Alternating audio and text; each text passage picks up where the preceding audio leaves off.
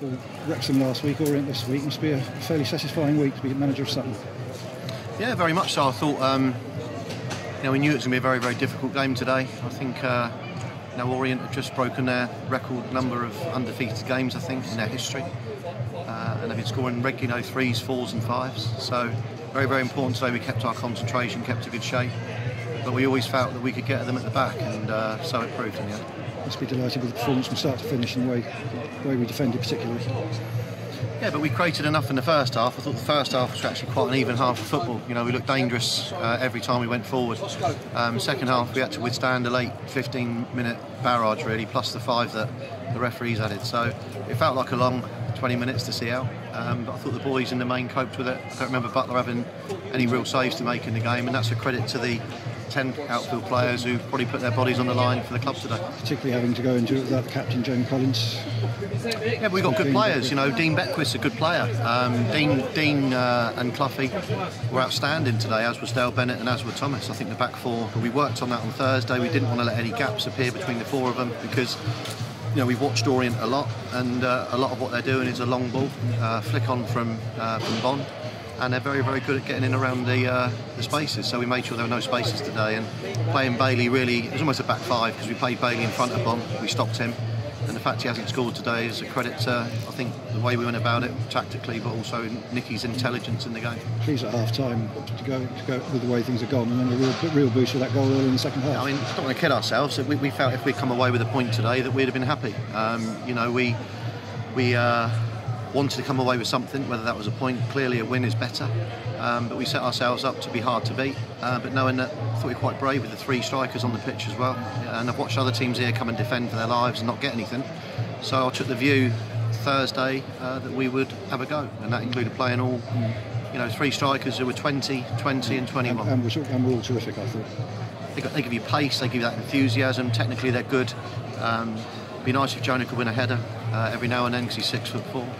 But he's got everything else at the minute. He'll learn. Listen, we put a forward line out there today that were babies in comparison to what this league can be about. And I thought that, again, they've shown that they're getting better every game. This is what this football club is. I made the point to you a few weeks ago. We're not like Bournemouth. We'll bring in someone from Arsenal on loan or a Brentford on loan. It's not a criticism of that. Our job is to give Wright and Drynans and Ayungas a real chance. And in the same way, we've given Josh Taylor a chance as well, who, by the way, was out of the squad today because he got caught on the M23 for 2 hours. So, just to answer that. Okay. And Kieran's still on paternity leave? Well, Kieran's wife gave birth on Thursday lunchtime, and it was absolutely the right thing to do for him to be with his family as well today. He's back in with us on Tuesday, I think. So congratulations to Kieran and to his wife on the birth of their baby boy. And just on the injury of Tommy Wright coming off today. Yeah, it looks a nasty one. It looks a nasty one. I mean, again, Carl was miraculously managed not to see a push on him, but there was a push on him. He's just twisted his knee as he's gone down. And I've got to say that reflects on a lot of things that happened today, where how they've ended up with no bookings and we've ended up with 7 is totally beyond me. The same tackles, the same situations. And now a week off for the game away to Barrow next week. It makes a change not to have a Tuesday night game. It's important at the minute. I mean, there's a few very tired limbs in there, but you're looking at we're now. We've been Orient away, we now go Barrow away, we go to Dublin away, and then Hartlepool away. And Gateshead, and Fire. We've all on between now and Christmas. Yeah, it's just the next 2 or 3 weeks. We know that it's a tough ask. That's probably re-emphasis again today how important it is to have a bigger squad than we've been used to. Normally we have 16, 17. We've now got 19, 20, and they're going to need to be used because there's a lot of players in there that need rest, and the way you'll keep it fresh as well is to give competition for places. And over 300 in a crowd of 5,600, and this is the sort of game you really have to enjoy, isn't it?